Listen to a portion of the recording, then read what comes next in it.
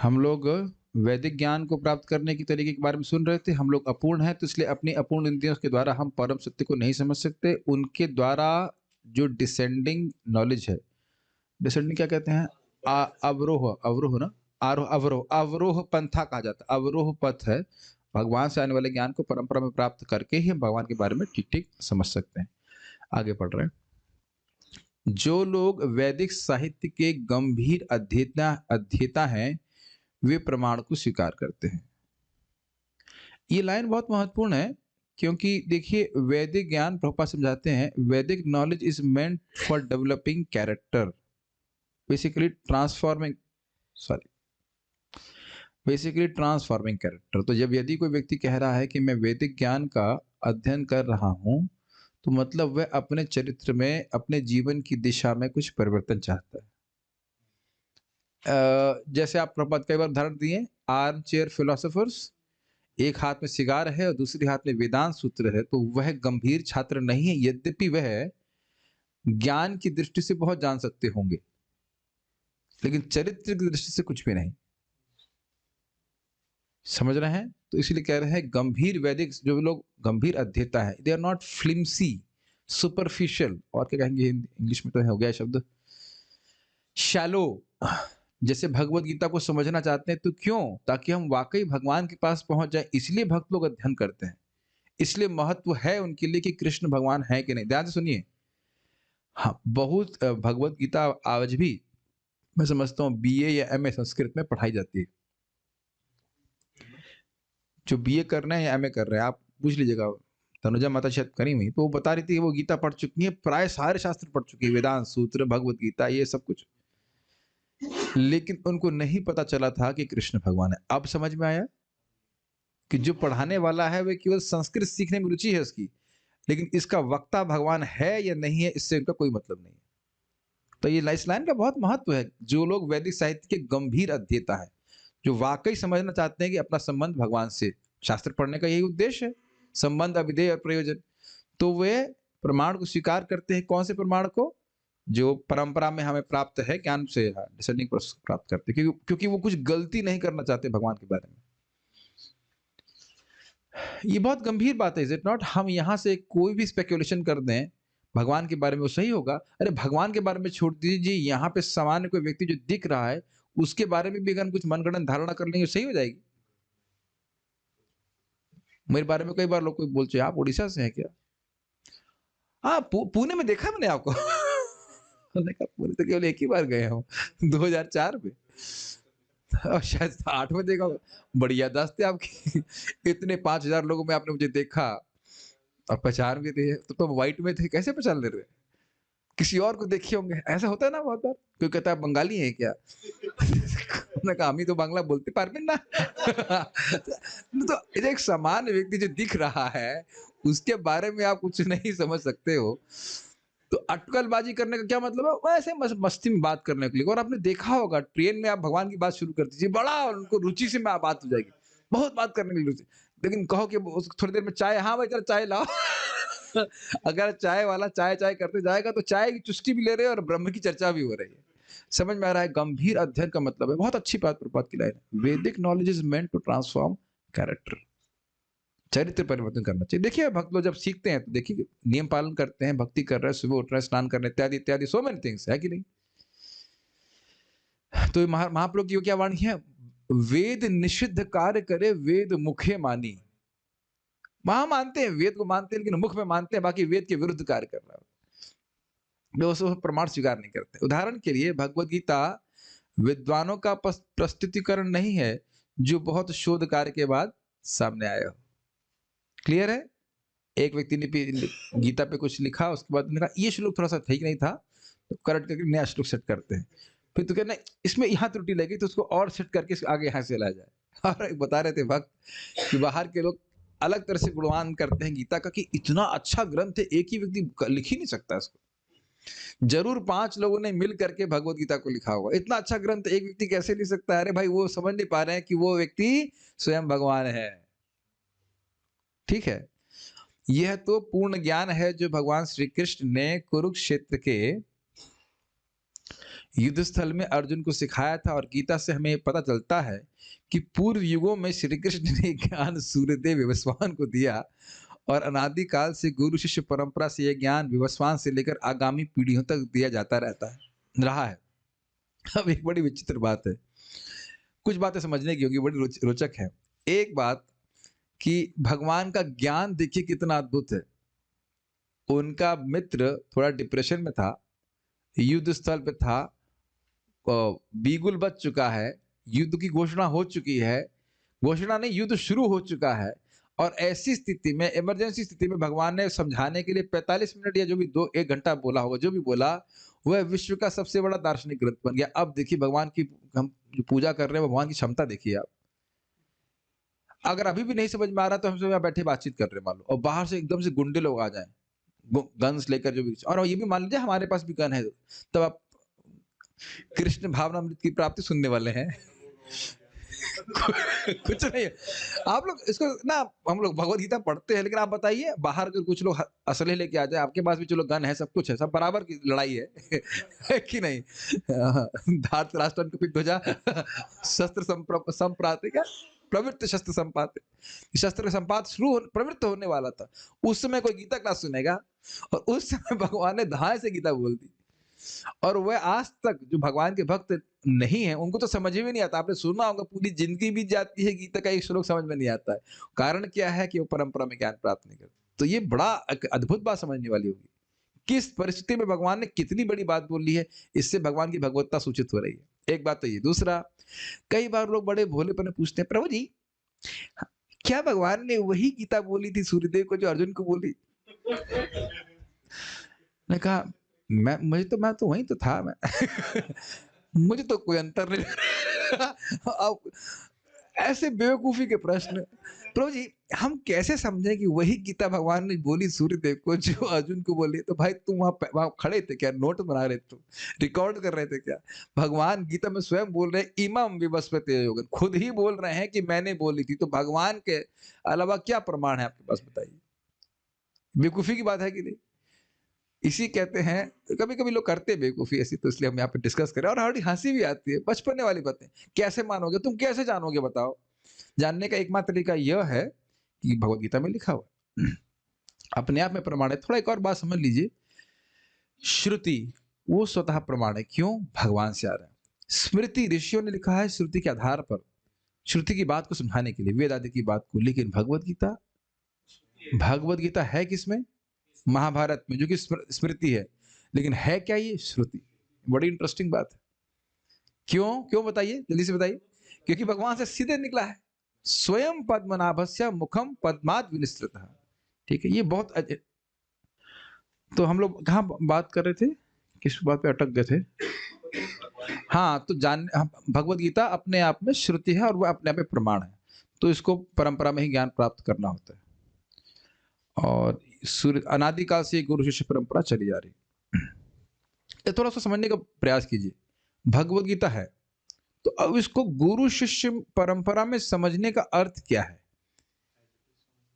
हाँ, देखिए समझने का अर्थ यह है कि भाई जिस आशय से भगवान बोल रहे थे अपने पहले शिष्य को, वही आशय वही अर्थ उसने अपने शिष्य को समझाया और ऐसे पास किया गया। क्योंकि संस्कृत आप जानते हैं, एक ही शब्द के बहुत अर्थ हो सकते हैं। तो इस मान लीजिए घृणा को कहे तो घृणा मतलब घृणा, और घृणा का मतलब प्रेम भी होता है कि नहीं? जैसे निशाम्य शब्द हमने देखा था देख करके, और निशाम्य का अर्थ हमने सुना था सुन करके भी। तो व्यक्ति उनके जो भगवान का आशय है वह चेंज ना करे। रुको मत, जाने दो, रोको मत, जाने दो। तो डिपेंड करता है कि किस आशय से बात बोली जा रही है ना? तो ये अच्छा, इसमें स्वाभाविक सी बात है, अगर गुरु शिष्य परंपरा में ज्ञान प्राप्त करना है, आशय वही रखना है, तो वह परंपरा कहां से आनी चाहिए? भगवान से आनी चाहिए। बहुत स्पष्ट है पॉइंट्स। आशय या परपट चेंज नहीं होना चाहिए, ये बात बोल। और वह ऐसा क्यों कर रहे हैं? क्योंकि वैदिक ज्ञान का उद्देश्य क्या था? अभी आज क्या सुना आपने? चरित्र का परिवर्तन। अगर आशय परिवर्तित कर दिया जाएगा तो वह प्रभाव नहीं होगा। देखिए, आप मेरे जीवन में जो कुछ होता है हो रहा होता है उसको मैं लिंक करता हूँ। जैसे अभी मैं एक आयुर्वेदिक दवा खा रहा था बुखार की, व्हाटएवर कोई बहुत बड़ा बुखार नहीं है। अब जो मार्केटिंग वाले लोग हैं, जो प्रोफेशनल लोग हैं, उन्होंने इसमें बहुत सारे चीज़ों को हटा दिया, क्योंकि उससे महँगी हो जाती दवा। तो डब्बे पे डब्बे खाते रहिए, उतना प्रभाव नहीं दिखाएगा। अब हमने एक प्रामाणिक व्यक्ति से लिए तो वो बिल्कुल अलग दिखती है। Is it not? आप देख रहे हैं वो बिल्कुल अलग दिख रहा है, उसका टेस्ट भी अलग है। यहाँ तक आपको ये लगेगा कि ये वही दवा है क्या? लेकिन दवा का प्रभाव बहुत तीव्र हो रहा है। तो जो लोग भगवत गीता को यथारूप नहीं, अब समझ गए? एक उसी तरह से जो लोग भगवत गीता को यथारूप नहीं सुन रहे हैं, वो है सालों-साल उसको बाँचते रहेंगे और श्रवण करते रहेंगे और परिवर्तन नहीं देखेंगे। ये हो रहा है दुनिया में। मैंने एग्ज़ाम्पल दिया था ना, एमए और बीए में गीता पढ़ाते हैं, लेकिन कोई परिवर्तन नहीं होता। लेकिन भगवत गीता यथारूप ग्रहण कर रहे हैं, जिसमें कोई चेंज नहीं किया है, ताकि जो व्यक्ति वाक़ई आध्यात्मिक मूल्यों को स्वीकार करना चाहता है, उसके लिए प्राइस पे करना चाहता है, जब करेगा, वह इंद्रियों को संयमित करेगा, तो ऐसे व्यक्ति को भगवत गीता यथारूप पसंद आएगी। मेरी बात समझ रहे हैं? और उसके जीवन में तीव्र परिवर्तन भी आप देखेंगे। वो खुद भी देखेगा और आप लोग देख ही रहे हैं। शो बॉटलिज़्म नहीं यहाँ पे है। शो बॉटल समझते हैं? बॉटल है, उसमें द्रव्य है उसी रंग का, लेकिन उसमें दवा नहीं है। तो जो मूल बात, आप प्लीज़ ध्यान से सुनिएगा, जो लोगों पे आप कृपा कर सकते हैं वो क्या है? उस ज्ञान को यथावत प्रस्तुत करें जैसा कि आचार्य परंपरा में हमको प्राप्त है। और इसके द्वारा आप लोगों पे असीमित कृपा कर सकते हैं, वो मुक्त होके भगवान के पास चला जाएगा। दिस इज़ वेरी प्रोफाउंड, इसको आप लोग कई बार सुन चुके होंगे, लेकिन इसको महत्व को समझने का प्रयास कीजिए। इसीलिए ठीक-ठीक समझ करके यथावत प्रस्तुत करना चाहिए। ठीक है ना? कभी आपको संशय हो तो आप चुप रहिए कि हमको नहीं पता है, गलत नहीं चीज़ बताइए। ठीक है ना? ओके। अब इसको वह गीता का श्लोक से बोल रहे हैं, इमं विवस्वते योगं प्रोक्तवाहनमव्ययम् विवस्वान मनवे प्राह मनुरिक्ष्वाकवे ब्रवीत। मैं जब उसी बहुत कुछ बातें बोलता हूँ तो मुझे हंसी आती है कि कुछ लोग ये ना सोचे कि प्रभु जी बोल रहे हैं कि बोलो ही मत। अब प्रभु जी हमको ये कैसे मालूम चलेगा कि हम गलत बोल रहे हैं? ये भी तो हो सकता है कि हमको ये भी ना मालूम चले कि हम गलत बोल रहे हैं, तब तो सुनिए ध्यान से, समझ में आए, नहीं समझ में आ रहा तो पूछना चाहिए। मैं भी नाम नहीं रख रहा हूँ, तो वो समझ गए। एक भक्त हमारे क्लास दे रहे थे, उस क्लास को मैं देख रहा था कि क्या दे रहे हैं। तो बच्चों ने पूछा कि आत्मा का रूप क्या होता है? हाँ, आत्मा कोई स्वरूप नहीं होता है। अब वो सब काफ़ी नए थे तो झट से उत्तर दे दिया, तो फिर बाद में उनको पूछा, मैंने कहा कहाँ पढ़े हैं आप ऐसा? अरे वो 6 महीने का डिवोटी को अब क्या, अब 6 महीने तो इस्कॉन का डिवोटी है और पहले क्या सुनते आए हैं, आत्मा का कोई रूप नहीं होता। और एक दृष्टि से सही है, आत्मा का रूप नहीं होता है, कोई भौतिक रूप नहीं होता, लेकिन इसका अर्थ ये नहीं कि स्वरूप नहीं होता। हम लोग चर्चा कर चुके हैं ना, सुखम आत्तिकम इत्यादि ऐसे करके। तो ऐसी गलतियां होंगी, ऐसा नहीं कि हम प्रचार ना करें, लेकिन वैसे मूल ऐसी मूल गलतियां नहीं होनी चाहिए। लेकिन गलती हो भी तो भी बोलने का अभ्यास करना चाहिए। जब आप बोलने का अभ्यास करेंगे तब आप बहुत ध्यान से पढ़ोगे इसको। अब मैं कहूँ कि इस अध्याय को पढ़ाना है, तब आप अलग तरह से पढ़ेंगे। अभी तो लग रहा है हाँ सब समझ में आ रहा है, फिर देखें नहीं ये समझ में नहीं आ रहा है। Please try to understand. एक मेरा गोल क्लियर समझ लीजिए, मैं केवल प्रीचिंग नहीं करना चाहता हूँ, मैं चाहता हूँ कि लोग समझें and they can become teachers of Krishna consciousness. Krishna भावना के वे शिक्षक बन सके, चाहे जो है 2 आदमी को बताएं चाहे 4 को बताएं, क्योंकि वो जो खुद बोलेंगे समझाएंगे तो उनको खुद बहुत अच्छे से समझ में आ जाएगा। और इससे हम बहुत प्रसार कर सकते हैं। पूरी दुनिया में एजुकेशन इसी तरह से फैलाई जा रही है। भगवान भी यही चाहते हैं कि नहीं? अब श्लोक को देखिए, इमम इस ज्ञान को, इमम योगम इस योग के ज्ञान को, विवस्वते प्रोक्तवान मैंने विवस्वान सूर्यदेव को बोला। अहम मतलब भगवान, अहम निराकार ब्रह्म को नहीं सूचित कर रहा है। भगवान अपनी छाती पे हाथ रख के बोल रहे मैंने ही बोला, मैं गीता पे हाथ रख के सब कहता हूँ कि जो बोलूंगा सच बोलूंगा, सच के अलावा कुछ नहीं बोलूंगा। अहम मैंने बोला है। कैसा ज्ञान है? अव्ययम। इसका अव्ययम का अर्थ क्या हुआ? अव्ययम का अर्थ है चेंजलेस, यानी कि जो इसकी प्रासंगिकता सूर्य देव के लिए थी करोड़ों साल पहले, वही वही अर्जुन के लिए है 5000 साल पहले, और वही अब भी है। बड़ा सुंदर बात है कि कई बार लोग आपको प्रश्न सीधे मुंह पे बोलेंगे कि 5000 साल पहले जो गीता बोली गई, उसकी अब क्या वैल्यू है? तो बड़ा वो सिंपल सीधा-सीधा उत्तर है, 5000 साल पहले लोग मरते थे और अब नहीं मरते हैं ना। अब तो सब मुक्त हो गए हैं। ना कोई अब बूढ़ा हो रहा है, ना कोई व्याधि से ग्रसित है, ना कोई मर रहा है, ना कोई जन्म ले रहा है ना, और ना ही कोई अविद्या से ग्रसित है, सब लोग तो आत्म साक्षात्कार प पैदा होते हैं।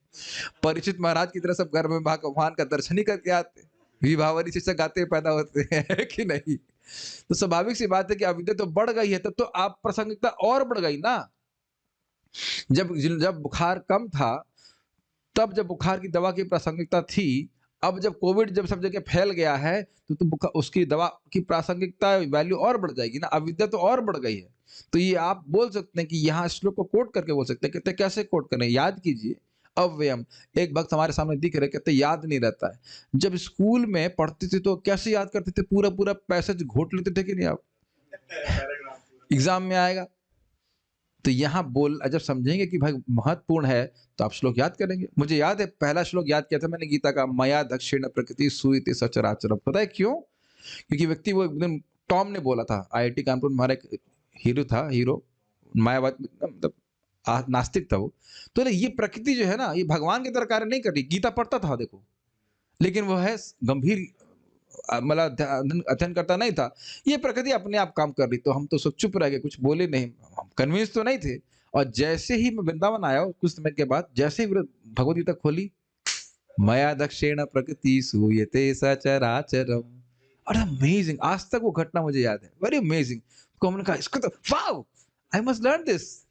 तो इसी प्रकार से अगर कोई आपको प्रीचिंग करना है, और उसको कठिनाई हुई थी याद करना में, अब जल्दी याद हो जाता है श्लोक, तो ये कोई दिक्कत नहीं। इसका अर्थ समझने का प्रयास कीजिए। इमम विवस्वते योगम प्रोक्त वाहनम अव्ययम, बहुत इजी है। फिर विवस्वान ने क्या कहा? वो ज्ञान प्राप्ति करके एकदम स्थाणु रिवा चला वह एकदम शांत होकर सट्ट मार गया नहीं, विवस्वान मनवे प्राहा, विवस्वान ने मनु को दिया। मनु मतलब बहुत अधिक पढ़े लिखे। अरे बहुत सुंदर बात राम अवतार प्रभु बोले कल, बहुत अच्छी बात बोले, मजा आ गया बात सुनकर। कह रहे थे कि आयुर्वेद है तो बहुत अच्छा, लेकिन अब क्या हो रहा है, देखिए वो डीन रह चुके हैं क्या कहते हैं उसको, मेडिकल कॉलेज के। तो कह रहे हो ये रहा है, कहते हैं मैंने बहुत सारे कॉलेज में जाके देख लिया कि आयुर्वेद के जो छात्र हैं वो दूसरे या तीसरे क्लास के हैं। तो मेरी बात समझ में आया? जो जो इसको एमबीबीएस नहीं मिला, जो अच्छे बुद्धि वाले हैं, वो आयुर्वेद को स्वीकार नहीं करते हैं। ज्ञान बहुत सर्वश्रेष्ठ है, ज्ञान तो बहुत अच्छा है, लेकिन कहीं हाथ बात नहीं हुआ, कहीं नहीं मिला, तो चलो भाई अब हम चले जाते हैं उसमें। तो वो ज्ञान कैसे प्रिजर्व रहेगा बताइए? मैं इसे क्यों बोला, समझ में आया? मनु महाराज से अधिक बुद्धिमान हम लोग नहीं है। कितना इट्स अमेजिंग। ये इस श्लोक पे ये बात मैं पहली बार बोल रहा हूँ, आपने कभी नहीं सुना होगा नेवर। इस तरह से मैं पहली बार देख रहा हूँ। ये भगवत गीता अद्भुत है, हमेशा कुछ नया पॉइंट मिलता है। आप देख रहे हैं इस ऐसा एंगल से देखिए, सर्वोत्तम सर्वश्रेष्ठ व्यक्ति मनु है कि नहीं मानवों में? सारे वर्ष उन्हीं से आ रहे हैं। अब सर्वश्रेष्ठ व्यक्ति को सूर्यदेव सीधे ज्ञान दे रहे हैं, और सूर्यदेव को भगवान दे रहे हैं ज्ञान। तो अभी सोचिए ज्ञान कितना उत्कृष्ट है। उसको समझने के लिए बुद्धिमान लोगों को प्रयास करना चाहिए, ताकि दूसरों को भी समझा सकें इस बात। अमेजिंग पॉइंट है, इज इट नॉट? विवस्वान मनवे प्रहा, सबसे बुद्धिमान और सबसे शक्तिशाली व्यक्ति को कहा। प्राहा मतलब प्रकृष्टेन का, बढ़िया से एक्सप्लेन किए भगवत गीता। क्यों? क्योंकि मनु सारे क्षत्रियों के शुरुआत करने वाले व्यक्ति हैं, और उसके बाद जितने भी राजा आएंगे वह भी ठीक ठीक समझेंगे, ताकि भगवत गीता की लाइट में, प्रकाश में वह राज्य करें। और फिर मनु ने क्या कहा किया? मनुर इक्ष्वाकवे अब्रवीत, मनु ने अपने पुत्र इक्ष्वाकु को कहा, जो कि आगे राजा बनेंगे। कितना सुंदर बात है ना। यह तो आपने सुना होगा कि राजा लोग एक समय में जंगल चले जाते थे, लेकिन बिना अपने पुत्र को ट्रेनिंग दिए नहीं जाते थे। ये बात ध्यान दीजिएगा। दे वर नॉट इररिस्पॉन्सिबल कि हम ऐसे व्यक्ति को राजा बना दें जो एकदम यूजलेस है। वेण का केस अलग है, वेण सुन ही नहीं रहा था, तो क्या भाई छोड़ो, अब ये तो सुन ही नहीं रहा, फिर वो फ्रस्ट्रेट होकर चले गए। लेकिन प्राय ऐसा नहीं हुआ करता था। अभी आप देखने वाले हो कि परीक्षित महाराज को राजा बना करके, ट्रेनिंग प्रॉपर दे करके युधिष्ठिर महाराज जी चले जाएंगे। बहुत अब देख रहे हैं कि प्रजा का, ध्यान से सुनिए, प्रजा का आध्यात्मिक कल्याण होता रहे, इसमें कितना उनका आग्रह था। भगवान का आग्रह दिख रहा है कि नहीं? भगवान ने सूर्यदेव को दिया, सूर्यदेव ने मनु को दिया, मनु ने इक्ष्वाकु को दिया और अन्य सारे राजर्षियों को बताया कि तुम योग्य हो राज्य पे राज्य करने के लिए, तभी जब तुम भगवद गीता को समझते हो। अब आज बोल दीजिए कि आईएएस ऑफिसर हो, गीता का एक श्लोक बोल के बताओ या समझ के बताओ, नहीं बता पाए। आप थोड़ा हंसेंगे इस बात पे कि मैं जब कहलगांव ज्वाइन किया था, तब डीजीएम के सामने बैठे थे, ऐसे बुलाए, थोड़ा घबराहट हो रही थी, क्या बात है, क्यों बुलाया ऐसे करके, ऐसे बातचीत चलने लगा, तो गीता जानते हैं? तो हाँ, तो वो 9 पॉइंट कुछ श्लोक बोले होंगे, कुछ तो श्लोक था, मुझे याद नहीं। तो वो श्लोक उस टाइम क्या बोले थे, वो श्लोक था अनन्यास चिंतयन् तो माम वाला था। तो मैं वो थोड़ा बोले, मैं पूरा कर दी, कहते अरे आपको तो पूरी गीता आती है। ये स्थिति है कि एक श्लोक बोल दिया, कहीं कोट कर दो तो लोग बड़ा प्रभावित होते हैं, और सबाक से थोड़ा हमको व्याख्या भी उसमें कर दी है एकदम। हम लोग उसके बाद उसने कहा ठीक है, अब एक सेमिनार क्यों नहीं देते हैं। ये स्थिति आ गई। एक आध दो श्लोक उस समय 2008 में क्या जानता हूँ मैं गीता के बारे में, 2007 ये स्थिति है लोगों की। तो आप सोचिए, जो बड़े बड़े लोग, उनको कोई भगवद गीता का ज्ञान नहीं है। बहुत अच्छी शिक्षा क्या ग्रहण कर रहे हैं, किसी को दायित्व का पोजीशन लेने से पहले, लीडरशिप का पोजीशन लेने से पहले भगवद गीता का ज्ञान अच्छे से होना चाहिए, ताकि जो भी उसके नीचे लोग हैं उसको भगवद गीता के प्रकाश में वह उनको जीवन जीना सिखा सके। अरे कम से कम इतना तो बताओ कि प्रसाद खाओ 3-13 के हिसाब से गीता के, इतना तो कम से कम बताना चाहिए। भगवान को प्रणाम करो, भगवान की पूजा करो, ये बात है। तो ये सब बातें लगती बहुत सिंपल है, लेकिन बहुत गोई है, कि बहुत ही बड़े लोगों को दी गई है ये बातें। श्री भगवान ने कहा, मैंने इस अविनाशी योग का उपदेश सूर्यदेव विवस्वान को दिया था। विवस्वान ने इसकी शिक्षा मानव जाति के पिता मनु को, तथा मनु ने फिर इक्ष्वाकु को दी थी। तो आप समझ रहे हैं कि केवल उनको नहीं दी थी, उनको दी थी ताकि पूरे समाज में भगवद गीता का ज्ञान का विस्तार हो सके। भगवद गीता 4.1, जैसे यहाँ देख सकते हैं कि वैक्सीन कोविड की बनी, तो ऐसा नहीं साइंटिस्ट ने बनाया, अपने में लगा लिया और ठीक हम हो गए।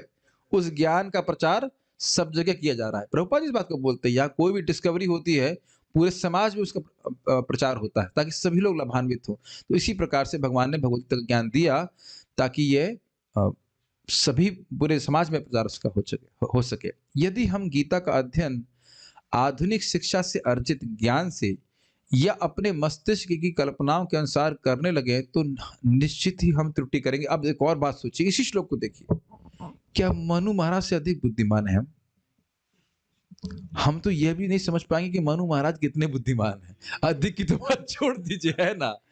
आज से 200 साल पहले भी लोग कितने बुद्धिमान थे, उसकी हम कल्पना नहीं कर सकते। हमें भक्ति विशंबर माधव महाराज जी बता रहे थे कि प्रभुपाद जी के गॉड ब्रदर, वह देखे भक्तों को, अन्य भक्तों को देख, क्योंकि शिला भक्ति सिद्धांत ठाकुर जी के शिष्य थे, वो बड़े ही स्कॉलरली थे। तो कह रहे थे वो अब सब लोग कहाँ चले गए। और केवल इस्कॉन की बात नहीं कर रहे हैं, क्या इन जनरल भक्तों को देख कर बोलते कि वो सब कहाँ चले गए, जो विद्वान लोग, कृष्ण भावना की विज्ञान को समझने वाले कहाँ गए, आप कुछ समझता ही नहीं है। वो उनका क्या स्टैंडर्ड रहा होगा, तो हम तो कल्पना ही नहीं कर सकते। और आप उसको देख लीजिए, ब्रह्म संहिता पढ़ लीजिए आप, ब्रह्म संहिता की टीका समझना छोड़ दीजिए, भाषा ही समझ में नहीं आती। कई बार मैंने उत्साह करके कहा कि अब तो पढ़ के ही मानूंगा, और 10 मिनट में हमारा उत्साह समाप्त हो गया, वो लैंग्वेज ही समझ नहीं आती थी। शिला भक्ति सिद्धांत सरस्वती ठाकुर जी इंग्लिश बोलते, वो अंग्रेजी प्रोफेसर को समझ में नहीं आती थी। क्या बोल रहे हैं। अब सोचिए कि मनु महाराज की क्या बुद्धि होगी। मैं सब बातें क्यों बोल रहा हूं, इतनी प्रचुर बुद्धि के बाद भी अपनी बुद्धि नहीं लगा रहे हैं, ये कहना चाहता हूं। जैसा भगवान समझाए वैसा ग्रहण कर रहे हैं, यह है बुद्धि का सही रूप से लगाना, कि मेरी बुद्धि अक्षम है भगवान को समझने में, तो जैसा भगवान बता रहे वैसा स्वीकार करूंगा, ये बुद्धिमानी का लक्षण है। लेकिन अपने से अटकलबाजी करना ये नहीं है। जैसे एग्जाम्पल लीजिए कि मैं अगर समझूं कि मुझे अपने पिता का नाम जानना है, तो बुद्धिमानी क्या है। बुद्धिमानी इस बात में है कि मैं अपनी बुद्धि से नाम नहीं जान सकता हूं। ये तो स्वाभाविक सी बात है कि मैं पैदा हूं, मेरा शरीर है, तो मेरे पिता रहे होंगे, इतनी बुद्धि सबके पास है।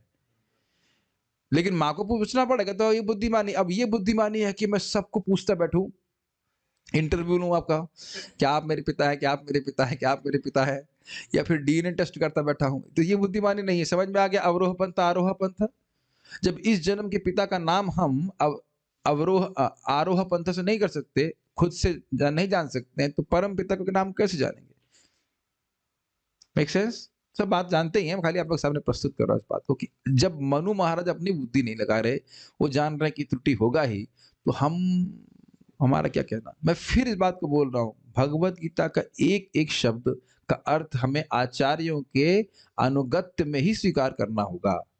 ये बारंबार इस बात को समझिए, चाहे वो श्रीमद् भागवत हो, चाहे भगवत गीता हो।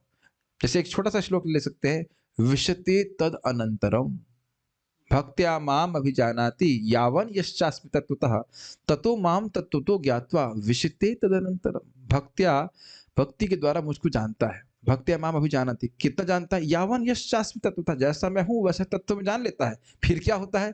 ततो माम तत्वतो ज्ञात्वा, फिर वह तत्व में जान करके विशते तदनंतरम, मुझ में प्रवेश करता है। क्या अर्थ है इसका? अब तुरंत मायावादी बोल देगा, देखो क्या लिखा, संस्कृत देखिए, आप संस्कृत से सट के चलिए, विशते तदनंतरम, मुझ में प्रवेश करता है। तो सीधे भगवान बोल रहे हैं कि भगवान में प्रवेश करता है, यही जीवन की परम लक्ष्य है, यानी भक्ति का उद्देश्य है भगवान में मिल जाना। अरे इतना डंडा मारेंगे भगवान, इसी बात पे पिटाई हुई थी आचार्य। भक्ति का उद्देश्य है भगवान में मिल जाना, देखिए लिखा सीधे। लेकिन आचार्यगण कैसे समझाते हैं? स्पष्ट समझा रहे हैं कि देखिए, एक तोता हरे पेड़ में जाता है, और आप कहेंगे कि हाँ रे भाई, वो देखो तोता मिल गया पेड़ में, बोल भी देते हैं। अगर आप जानते हैं कि तोता मिला नहीं है वहां, तो उसके फल खाने के लिए हुए। समझ में आ रहा है बात? तो अब मैं सब एग्जाम्पल क्यों दिया कि एक श्लोक को यद्यपि हम संस्कृत जानते हैं, अपनी बुद्धि लगाएंगे तो अर्थ का अनर्थ ही करेंगे। Make sense? और इस समझिए, स्वयं बोल रहे भगवान, भक्त्या माम अभिजानन्ति, बुद्धिया माम अभिजानन्ति नहीं बोल रहे। क्लियर? तो भक्ति के द्वारा व्यक्ति समझता है। तो इस प्रकार से हम त्रुटि करेंगे, ये बात व्याख्या हो रही। भगवत गीता को इस प्रकार से समझ पाना संभव ही नहीं है। इट्स नॉट कि थोड़ा किस तरह से अपनी बुद्धि लगा करके ना, इसके लिए सावधानी पूर्वक अर्जुन के पद चिन्हों का अनुसरण करना आवश्यक है। क्या इसका अर्थ है? सर्वम एतद ऋतम मन्ये यन्माम वदसी केशव, ये अर्थ है। हे भगवान कृष्ण, हे केशव, जो आपने बोला उस सबको मैं सच मानता हूं। सर्वम एतद, ये बहुत महत्वपूर्ण बात है। What does that mean? सर्वम एतद, जो भी आपने बोला है, यानी जब आपने बोला कि अहम सर्वस्व प्रभवो, तो मैं मान रहा हूं कि आप जो मेरे मित्र हैं और ऑलमोस्ट मेरी ही हाइट के हैं, 7 फीट के होंगे, वो पूरे अनंत कोटि ब्रह्मांडों के भी स्रोत हैं। Difficult to digest if you don't have faith. अगर श्रद्धा नहीं है तो आप नहीं स्वीकार करेंगे। मैं आप लोगों को बोलूं कि ये जितना गौशाला का विस्तार है, ये सब मुझसे ही प्रकट हुआ है, क्या हो गया प्रभु जी? लग रहा है आपकी नाड़ी डिस्टर्ब हो गई है कि नहीं? नाड़ी डिस्टर्ब हो गई लग रहा है आपके, वात पित्त जो है सब घुस गया दिमाग में, है कि नहीं? हंसेंगे ना, क्या बोल कर रहे हैं? प्रभुपाद जी बोल रहे हैं कि एक लेक्चर में बोलते हैं इसी पे कि मान लो मैं कहूं कि सूर्य, प्रभुपाद कहें कि उन्होंने ये ज्ञान सूर्य देव को दिया है, तो कहेंगे स्वामी जी आप क्या कह रहे हैं? तो लेकिन जब भगवान ने कहा तो अर्जुन ने स्वीकार किया, बस ये पूछा कि मैं कैसे समझूं। तो अर्जुन के पद चिन्हों का अनुसरण करने का क्या अर्थ है? परंपरा में स्वीकार करना है, परंपरा में श्रवण करना है, सुनकर ही नहीं, परंपरा में श्रवण करना है। तो जो कोई व्यक्ति भगवत गीता का ज्ञान आपको दे रहा है, पहले चेक कीजिए कौन सी परंपरा में है। ये प्लीज समझिए, उससे अधिक, वो परंपरा से अधिक बताने के लिए उसकी कोई is not allowed, he is not allowed to speak beyond that. None of you are allowed to speak beyond that. जो परंपरा में ज्ञान प्राप्त किया है उससे अधिक बोलने का अधिकार हमको नहीं है। हम बारंबार इस बात को बोल रहे हैं, हम फिर रिपीट कर रहे हैं, हम देख ही रहे हैं। परम पूज्य वृंदावन चंद्र महाराज के एग्जाम्पल मैंने कई बार दिया। उनको उत्तर नहीं पता होगा तो सीधे बोल देंगे, ये नहीं सोचेंगे अरे मैं सन्यासी हूं तो ये क्या सोचेगा, मैं सीनियर डिवोटी, नहीं, हमको नहीं पता। और जो उत्तर पता होगा सीधे वो बोल देंगे उसको, हाँ ये देखो ये रेफरेंस है। You are not allowed to speak beyond what is there in shastra. Books are the basis. शास्त्र के आधार पर ही जो कुछ बोलना है सो बोलना है, ठीक है? और एक और बात भी है, जो शास्त्र में लिखा है वो आपकी सही अंडरस्टैंडिंग है, वह भी आपको सीनियर भक्तों से पूछ के करेक्ट कर लेना चाहिए। कभी कभी लगता है एकदम सही सोच रहे हैं हम, लेकिन उसमें बहुत सारे फिल्टर हो सकते हैं। तो ये बात आप समझ पा रहे हैं अर्जुन के पद चिन्हों का अनुसरण करने का अर्थ क्या है? जो भगवान गीता में बोल रहे हैं वो अक्षरश सत्य है। अर्ध कुकुट न्याय के अनुसार नहीं। एक उदाहरण आपको दूंगा मैं। लोग कहते हैं कि भगवान कृष्ण तो भगवान है नहीं, वो तो 5000 साल पहले आए, उससे पहले थोड़ी आए। अब उनसे कहो कि तुम बाप हो भगवान के, तुमको ये कैसे मालूम चला कि 5000 साल पहले? हम तो कह रहे हैं आए ही नहीं, हम तो ये कह रहे आए ही नहीं। 5000 साल पहले क्यों आए ही नहीं? बताओ, अब प्रमाणित करो कैसे आए, बताओ। तुम्हारा बाप बोलेगा कि तुम बोलोगे? आप प्रमाणित करिए 5000 साल पहले कैसे आए। क्या प्रमाण है आपके पास? खंडर देख करके? अपने परदादा की शक्ल का डिस्क्रिप्शन कीजिए आप। हाँ, नाम ही बता दे, कहाँ क्या करते थे कुछ नहीं जानते ना। अपने परदादा 200 साल पहले की बात आप समझ लो, 200 साल, 100 साल, उनका चेहरा भी हम नहीं जान रहे हैं। तो भगवान कृष्ण के बारे में आप कैसे जान लोगे 5000 साल पहले? ये मैं इसलिए बोल रहा हूँ, आप लोगों को थोड़ी ट्रेनिंग दे रहा हूँ। इस तरह के प्रश्न आएंगे तो उनको सीधे उड़ा दीजिए वहीं पे। क्योंकि आप तो ज्यादा बोल रहे हैं, भगवान पे आप बहुत विश्वास करते हैं। हम तो कह रहे हैं है ही नहीं, आए ही नहीं, बात ही खत्म करो। आए ही नहीं ना भगवान, आए कहाँ? तो कैसे मालूम चला? भाई भागवत में लिखा है तो आप जानते हो। तो भागवत में केवल यही लिखा है कि 5000 साल पहले आए हैं। ये भी लिखा है कि जन्माद्यस्यतः। जाने मत दीजिएगा। देखिए, इस तरह की कोई बात करे, चाहे चाचा हो चाहे ताऊ हो, इसमें कोई हम संबंध नहीं देखते। This is our business. इस बिजनेस में हम कोई संबंध नहीं देख रहे। होता है ना, चाचा ताऊ घर में रहेंगे, जहां बिजनेस में नहीं। This is our family business. इसमें नहीं बात करिए। आप भगवान के प्रति आक्षेप कर रहे हो। आप भगवान को कैसे जान रहे हो? भगवान को सिर्फ गीता से, भागवत से जान रहे हैं। तो केवल यही लिखा है कि 5000 साल पहले आए। तो ये बात आप स्वीकार करते हो, और दूसरी बात कि भगवान भगवान है, वह आप स्वीकार नहीं करते। ये तो गलत बात है। आप पूरी बात मत स्वीकार करो ना। आए नहीं भगवान, खत्म करिए, डिस्कशन बंद कीजिए। पूर्व युगों में मनगढ़ंत व्याख्याओं और कपोल कल्पनाओं के कारण गीता का वास्तविक तात्पर्य लुप्त हो गया। इसलिए श्री कृष्ण ने अर्जुन को उपदेश देकर उन्हें पुनः स्थापित किया। एक बात समझिए, इस पे कितना इंपॉर्टेंट है। भगवत गीता का ज्ञान जीवों के लिए इतना महत्वपूर्ण है कि भगवान लगातार स्क्रूटनी कर रहे हैं। स्क्रूटनी समझते हैं? जैसे मान लीजिए कंपनी होती है, कंपनी का प्रोडक्ट निकलते रहते, तो क्वालिटी कंट्रोल डिपार्टमेंट होता है। ये समझते हैं? तो भगवान निरंतर सबके हृदय में तो है ही, समाज में क्या चल रहा है भगवान को बहुत पता है। तो भगवान देख रहे हैं कि कब ये गीता का ज्ञान लुप्त होना शुरू हो रहा है, तो फिर उसको रीजेविनेट कर देते हैं। क्या आप ये देख पा रहे हो? ध्यान से सुनिएगा। भगवान ने ज्ञान दिया सूर्यदेव को, सूर्यदेव ने मनु को दिया, मनु ने इक्ष्वाकु को दिया, तो प्रिजर्व थी। लेकिन काल के प्रभाव से इसका कुछ हुआ ऐसा कि कुछ लोगों ने ठीक से नहीं समझा। तो भगवान इसको देख रहे थे। ये काफी सकालीन महता योगो नष्ट, परंतु बहुत लंबा काल बीत गया ना। कहाँ मनु और उसके बाद कहाँ अर्जुन, लाखों साल बीत गए। तो भगवान देखे कि इसमें कहीं अब ये ज्ञान लुप्त प्राय हो गया है। ध्यान से सुनिए फिर से। इस ज्ञान का महत्व इतना अधिक है कि भगवान इसको स्टैब्लिश करने के लिए फिर से आए, फिर से बोले। अगर आप देखिए कि स्वयं भगवान श्री कृष्ण का एक लैंडमार्क है भगवत गीता। बहुत सारी भगवान ने लीलाएं करी हैं, लेकिन जितना प्रकाश भगवत गीता से लोगों को प्राप्त हुआ, तो उसमें कोई काट्य बात है कि नहीं? कितने लोगों को भगवत गीता ने के द्वारा प्रकाश प्राप्त होता है। आज भी लोग इस प्रकार से पढ़ते ही रहते हैं। भक्त भी नहीं होते वो भी गीता पढ़ते हैं। आज एक भक्त कोई सेमिनार देने वाले हैं, आज या कभी भी देने वाले बता रहे थे गीता का भारत के कॉन्स्टिट्यूशन में महत्व। तो मैं उनसे पूछा क्या गीता पढ़कर कॉन्स्टिट्यूशन लिखा गया है? वो गीता पढ़कर तो कॉन्स्टिट्यूशन नहीं लिखा गया है, तो कैसे महत्व निकलेगा? कहते नहीं नहीं, उन्हें कुछ करना है ऐसा करके। Is it not? Bhagavad Gita पढ़ करके तो कॉन्स्टिट्यूशन लिखा नहीं गया है, तो उसका महत्व क्या होगा उसमें? How much bewildered people are, is it not? क्या मैं गलत बोल रहा हूँ? भगवत गीता को पढ़ करके कॉन्स्टिट्यूशन लिखा गया है, तो भगवत गीता का महत्व कैसे होगा कॉन्स्टिट्यूशन में? मैं यहाँ बात कैसे आ गई थी यहाँ पे?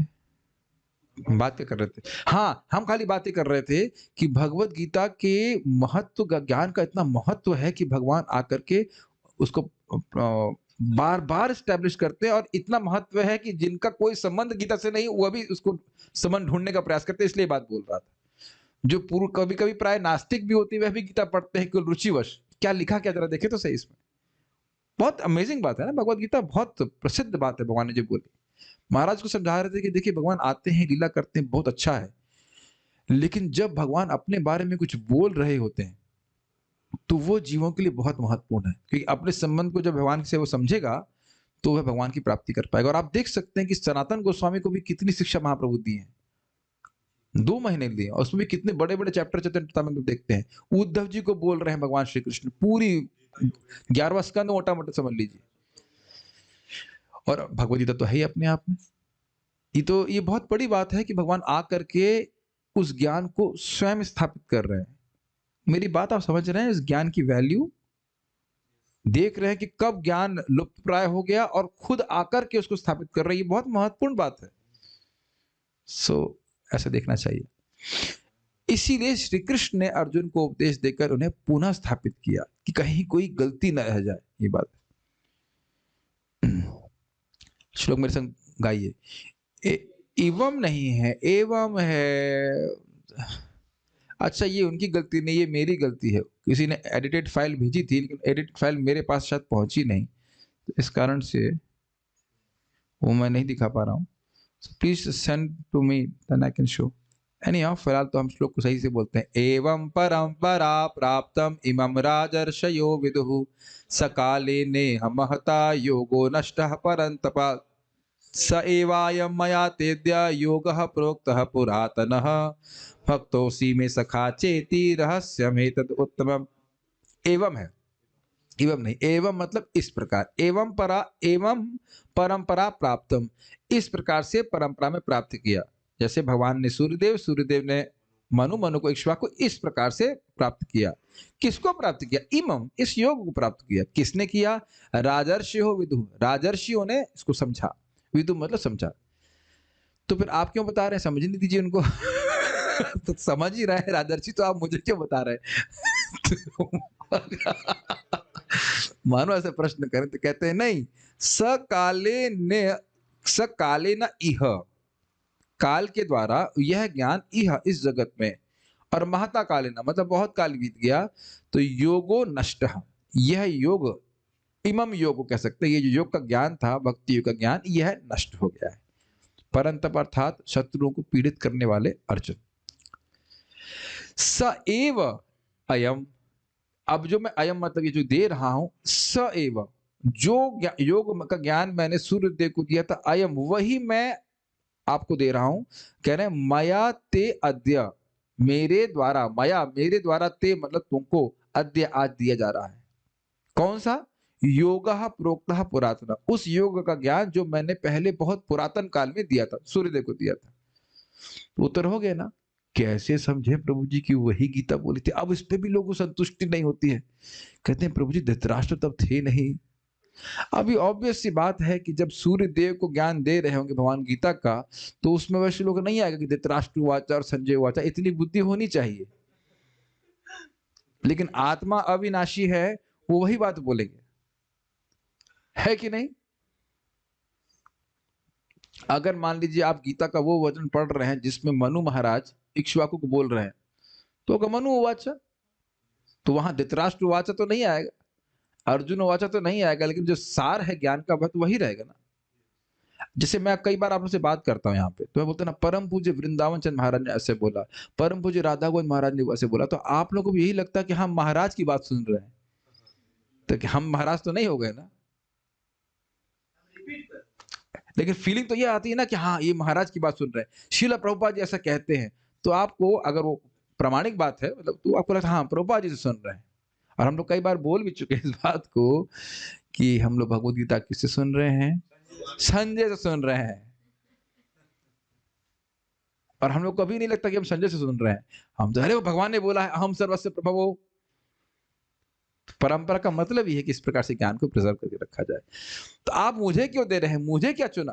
क्या मैं बहुत बड़ा धुरंधर धनुर्धर हूं इसलिए चुना?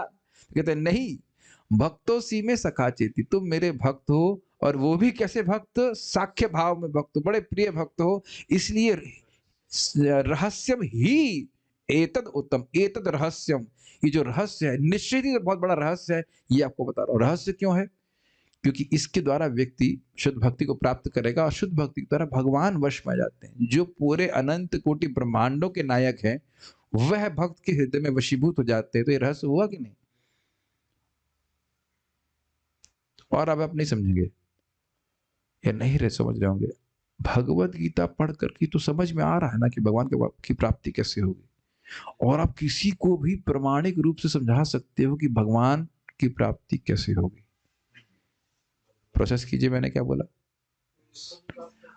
एकदम हमको प्राप्त हुए नहीं भगवान, एकदम स्पष्ट प्रामाणिक तरीका पता है कि भगवान की प्राप्ति कैसे होगी। Is it not profound? और हम दूसरों को भी सही सही बता सकते हैं कि उन्हें भगवान की प्राप्ति कैसे होगी। अगर अब आपसे पूछे कि भगवान की प्राप्ति हो गई, तो कहते नहीं हुई है, लेकिन एकदम प्रामाणिक तरीके से आप उनको बता सकते हैं। दिस इज प्रोफाउंड, बहुत अच्छी बात है।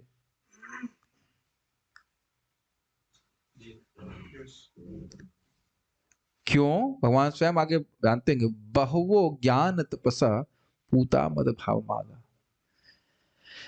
और दूसरे एंगल से देखिए कि क्योंकि प्रोसेस प्रामाणिक है, तो अपने जीवन में आप प्रकाश अनुभव कर रहे हो। पहले के अंधकार की तुलना में तो कर ही रहना कुछ प्रकाश। वैसे ही आदतें हैं जैसे पहले थी। क्यों भाई? अभी भी वीडियो गेम खेलने का मन करता है? नहीं करता है। या और पिक्चरें देखने का नहीं करता है? और या कह दीजिए कि मन में कभी विचारशीलता नहीं आई है? क्या आप लोग के मन में कोई विचारशीलता नहीं आई है कि जीवन का उद्देश्य क्या है? ऐसा तो आप नहीं कह सकते हो भाई, बहुत आती है।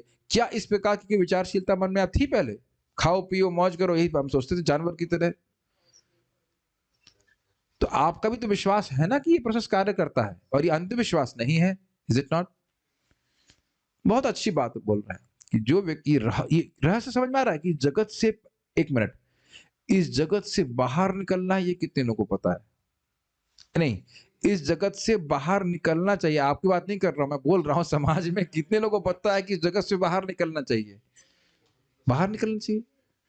अरे स्वर्ग नरक सब यही है, ये मान के चल रहे, कोई इक्वेशंस नहीं है। और अच्छा मान लो उनमें से कुछ लोग निकलना चाहते हो, तो ये कितने लोगों को पता है कि निकले कैसे बाहर? वो और भी कम। मनुष्य नाम सहस्त्र, आप जानते ही हैं। ये बात समझ लीजिए रहस्य, क्योंकि जो व्यक्ति भगवान से अपनी इंद्रियों को संयोजित करेगा, तो वो मुक्त हो जाएगा। हो जाएगा नहीं, जैसे उसने इच्छा करी है कि मैं सेवा करूंगा, तो मुक्त हो जाता है।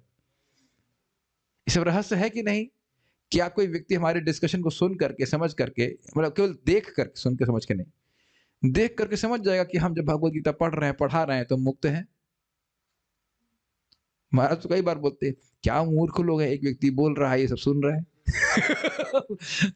कोई इससे तो पैसे भी नहीं मिलते। क्या करना है ना?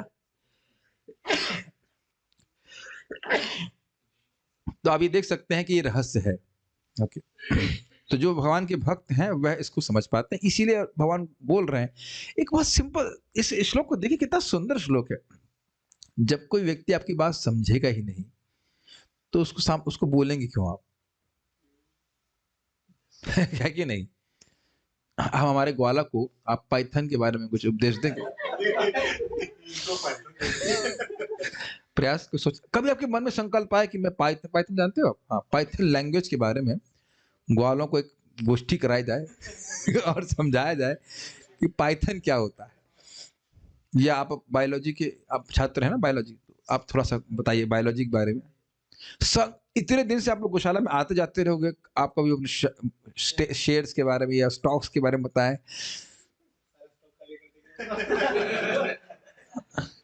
क्या बोल दबा, क्या बोल रहा है, समझ नहीं आ रहा, हिंदी जैसे तो लग रहा है, कुछ नहीं समझेगा। तो जिस प्रकार से यहाँ मैं इसे उदाहरण इसलिए दे रहा हूँ कि इससे समझ में आ जाएगा। जब आपकी कंप्यूटर लैंग्वेज, उन्हें कुछ नहीं समझ में आएगी। ऐसे ही जो भगवान का भक्त नहीं है, ध्यान दीजिएगा, चाहे कितना हो बुद्धिमान हो, वो समझ नहीं पाएगा। एक छोटी सी बात बोलूंगा, जो भी घटना हुई थी, हम जूम की क्लास दे रहे थे, जीएलए में, तो एक माता जी प्रश्न करें कि आप लोग यहाँ अच्छे से भक्ति कर रहे हैं, बहुत सारे काम हैं, भगवान के पास जाके हम बोर नहीं हो जाएंगे? तो मैं शायद थोड़ा उनका प्रश्न को अलग ले गया। मैं सोच रहा था कि वो सोच कुछ रही है कि हम इस जगत में बड़े सुखी हैं, तो मैं थोड़ा अलग तरह से उत्तर दे रहा था। बाद में जो स्ट्राइक किया कि वो सोच क्या रही है, बड़ा अजीब सी सोच थी कि अभी यहाँ भजन कर रहे हैं, बहुत सारे काम है करने के लिए, और जब हम इससे मुक्त हो जाएंगे तो भगवान में लीन हो जाएंगे। वो ये सोच रहे हैं कि वहां जाकर कुछ करने के लिए है नहीं। और ये बात प्रभुपाद जी अपने तात्पर्य में क्लियर करते हैं। रहस्य हो गया कि नहीं? ऐसे तो हम उनके कोई उन पे आक्षेप नहीं कर रहे हैं, क्योंकि ट्रेनिंग नहीं है तो इस तरह की बात सोच रहे हैं कि भगवान के पास जाएंगे तो कुछ नहीं है। अरे प्रभुपाद कहते हैं अभी क्या चैंटिंग कर रहे हो? चैंटिंग तो असली तब शुरू होगी जब तुम पूरी तरह मुक्त हो जाओगे। जब कहोगे 16 क्यों, 16,000 क्यों नहीं, अभी तो क्या सेवा कर रहे हैं, है ना? अब आप मेरी बात समझ पा रहे हैं मैं क्यों ये सब बातें बोल रहा हूँ? रहस्य है कि भाई भगवान के पास जाके होगा क्या। और आपको ध्यान दीजिएगा, इससे एक और बात क्लियर आ रही है जो प्रभुपाद प्रथम स्कंद के प्रथम अध्याय में बोलते हैं। जो ये निराकारवादी हैं, इन्होंने भोग को बढ़ावा दिया। उस दिन क्लास में ये बात मुझे सुना, तब मुझे को एकदम चमकने लग गई बात। एकदम वो माता जी स्पष्ट बोल रही थी कि भाई वहां तो करने के लिए कुछ है नहीं, यहाँ तो पत्नी है, बच्चे हैं, पति है, कुछ करने के लिए है। समझ में आया? भगवान जो मुक्ति है, उससे अच्छा ये जगत भोगमय जगत लग रहा कुछ करने के लिए, क्योंकि जीव तो सेवा करना चाहता है। तो जब आप ये प्रेजेंट करोगे वहां कुछ नहीं है, तो कौन जाना चाहेगा वहां पे? तो यही भोग को बढ़ावा मिल गया कि नहीं? पहले जब मैंने प्रभुपाद जी का तात्पर्य पढ़ा था, पढ़ा भी दिया था, उतना कन्विंस नहीं था मैं इस तरह से कि हाँ ऐसा होता ही होगा। अब मैं तो अब देखा बिल्कुल आंखों से कि कैसे वो इस जगत को महत्व दे रही हैं और सोच रही हैं कि आध्यात्मिक जगत में कुछ भी नहीं है। उनको पता ही नहीं कृष्ण संग खेलने को है, खाने को है, इटर्नल सेवा है, आनंद ही आनंद है। ये मत आप लोग समझ रहे हो माय डियर डिवोटीज का भक्त हैं, नहीं तो किसी को नहीं पता ठेंगा, कुछ नहीं पता है कि वैकुंठ में क्या हो रहा है, गोलोक में क्या हो रहा है, कुछ हवा नहीं है। और वैकुंठ क्या है वही पता नहीं है, नाम भी शायद ना सुना हो, या होगा तो ऐसे सुन लिया हाँ वैकुंठ, किसी की जो पक्का कबाबी होगा उसके भी लिख देगा वैकुंठ वासी, मरने के बाद गोलोक वासी, ब्रह्मलीन। पता का नरक में पच रहा होगा वो। उसका कोई अर्थ ही नहीं जानते लोग। तो मैं खाली बोल रहा हूँ ये रहस्य कि मुक्ति क्या है, मुक्ति के बाद क्या स्थान प्राप्त होगा, इसको पढ़ के हम रुकेंगे। ये सब बातें उनको नहीं पता है, और यह अर्जुन को क्यों बता रहा है? क्योंकि भक्त है, समझ पाएंगे। हे परंतप अर्जुन, यह परम विज्ञान इस प्रकार गुरु शिष्य परंपरा के द्वारा प्राप्त हुआ और राजर्षियों ने इसी विधि से इसे जाना, परंतु काल क्रम से यह परंपरा खंडित हो गई, जिससे यह विज्ञान अपने यथार्थ रूप में लुप्त प्राय हो गया। और इसे भगवान देख रहे थे। परमेश्वर से हमारे संबंध का वही प्राचीन विज्ञान आज मैंने तुमसे कहा है। भगवान भी कुछ चेंज नहीं करते, और इसलिए चेंज नहीं करते कि मैंने याद रहता है कि पिछली बार क्या बोला था। ये भी अच्छा है, रिकॉर्डिंग रहती भगवान के पास। क्योंकि तुम मेरे भक्त और सखा हो, अतएव तुम इस विज्ञान के दिव्य रहस्य को समझ सकते हो। तो एक बात आपने समझ ली कि भगवान का भक्त हुए बिना, भगवान पर विश्वास हुए बिना भगवद गीता को समझ नहीं सकता। आगे क्या बात बोलना है? एक लाइन और पढ़नी पड़ेगी। अतः स्पष्ट है कि जो कोई व्यक्ति अर्जुन का अनुगमन करते हुए भक्ति भाव से श्री कृष्ण की ओर अग्रसर होता है, वही भगवद गीता और अन्य समस्त वैदिक साहित्यों का तात्पर्य समझ सकता है। क्या कंक्लूजन है? कि कृष्ण को स्वयं भगवान माने और उनकी बातों को अक्षरश यथावत यथार्थ रूप में स्वीकार करे तो समझ पाएगा। आगे वेद क्या है और बाकी जो ज्ञान उसकी चर्चा हम कल करेंगे। कुछ कमेंट्स हैं तो देख सकते हैं।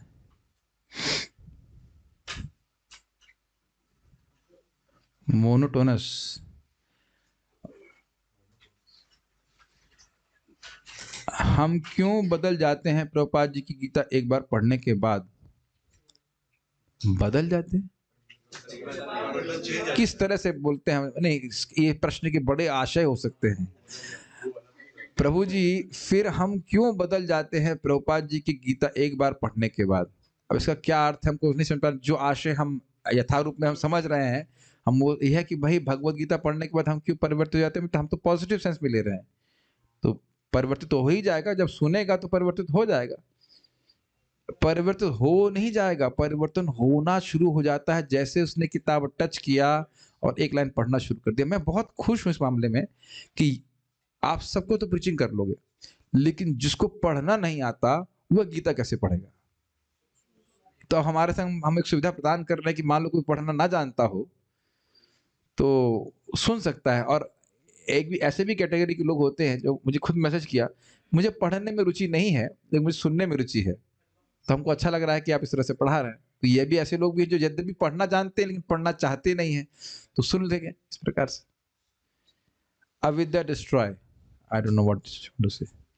ये एक बात ध्यान रखिए कि प्रभुपाद जी के ग्रंथों को एक एक अक्षर जो हम पढ़ते जा रहे हैं, सुनते जा रहे हैं, उस एक एक अक्षर से हमारे हृदय की कचरा अविद्या नष्ट हो रहा है। Be convinced about it. और आपने महसूस भी किया होगा कि एक विशेष प्रकार का टेस्ट है, उसको आप सब लोग अनुभव करते हैं। वेद के बारे में हम लोग कल सुनेंगे। श्रील प्रभुपाद की जय। हिताई गौर प्रेमानंदे।